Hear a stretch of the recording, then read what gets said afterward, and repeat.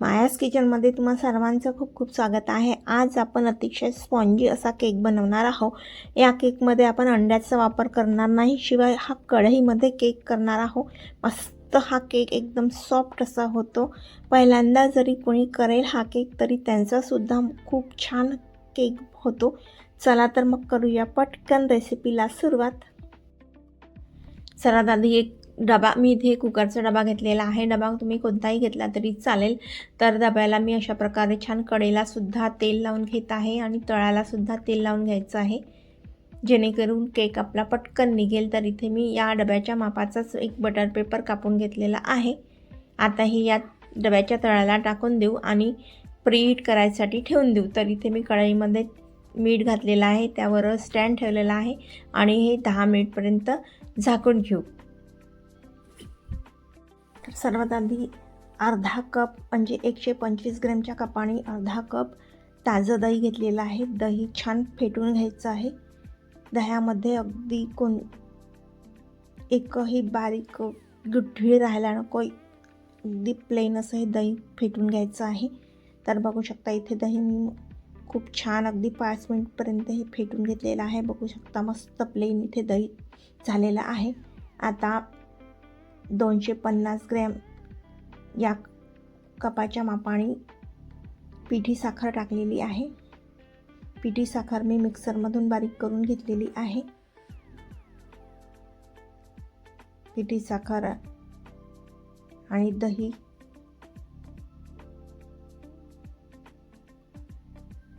एकत्र करून छान हे सुद्धा मिक्स करून घ्यायचं आहे। तर बघू शकता दह्यामध्ये ही पिठी साखर मी विस्करच्या साहाय्याने मिक्स करून घेत आहे।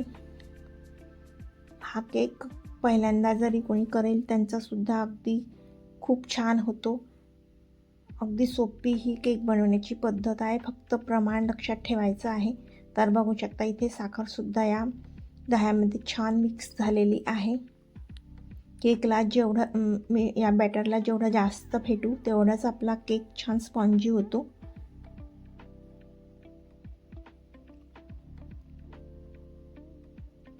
तर 125 ग्रॅम या कपाच्या मापाने इथे मी रिफाईंड ऑइल टाकलेलं आहे। साखर, दही आणि रिफाईंड ऑइल हे सुद्धा खूप छान फेटून घ्यायचं आहे।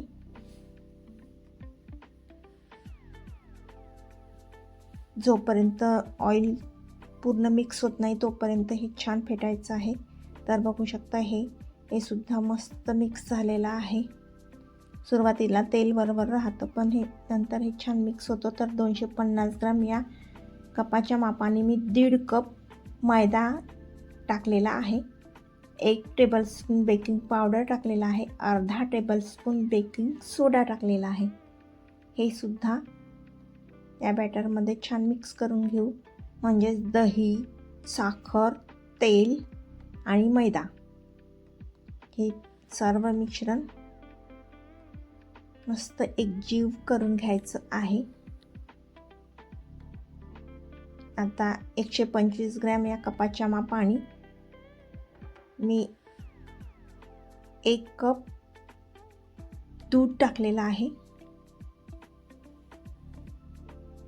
आता आपल्याला जेवढं लागेल तेवढं आपण आधी सुरुवातीला मी 125 ग्रॅम या कपाच्या मापाने अर्धा कप दूध टाकलेलं आहे।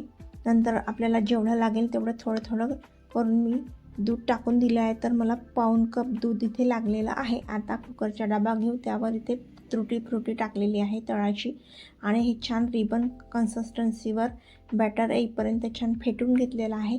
आता या कुकरच्या डब्यामध्ये हे बॅटर टाकून देऊ। तर बघू शकताय हा डबा छान टॅप करून घेऊ, वरून परत तुटी फ्रुटी टाकू, थोडे काजू घालू आणि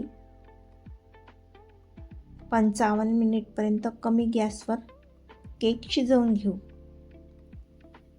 तर इथे बघू शकता मस्त केक शिजलेला आहे। बघू आता टूथपिकच्या साहाय्याने आपला केक शिजला की नाही। तर बघू शकता इथे टूथपिक बिलकुल कोरडी आहे, तर याचा अर्थ आपला केक छान शिजलेला आहे. आता चाकून याच्या कडा सोडवून घेऊ. आता हा केक छान उलट करून घेऊ. तर बघू शकता इथे आपला केक थंड झालेला आहे. थंड होईपर्यंत केकला अजिबात हात लावायचा नाही. केक शिजल्यानंतर 20 मिनिटपर्यंत हा केक असाच ठेवायचा डब्यामध्ये. थंड झाला की डबा हा उलट करायचा. तर मस्त बघू शकता किती छान स्पॉन्ज आलेला आहे. रंगसुद्धा खूप छान आलेला आहे. अगदी बेकरीसारखा हा केक झालेला आहे. कमीत कमी वेळामध्ये घरच्या साहित्यात अगदी बेकरीसारखा मस्त केक तयार झालेला आहे.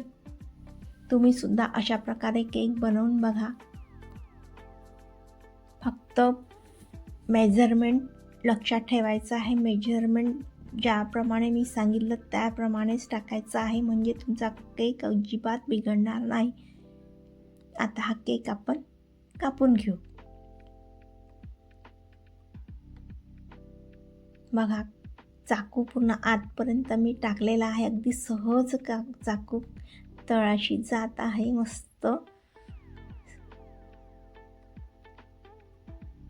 अलगद असा हा केक कापला जात आहे.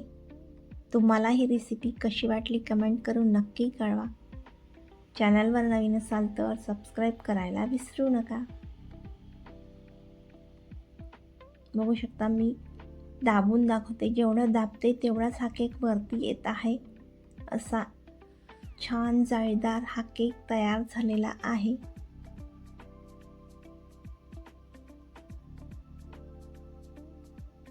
जेवढा हा केक दिसायला सुंदर झालेला आहे त्याप्रमाणेच खायला सुद्धा खूप छान वाटतो.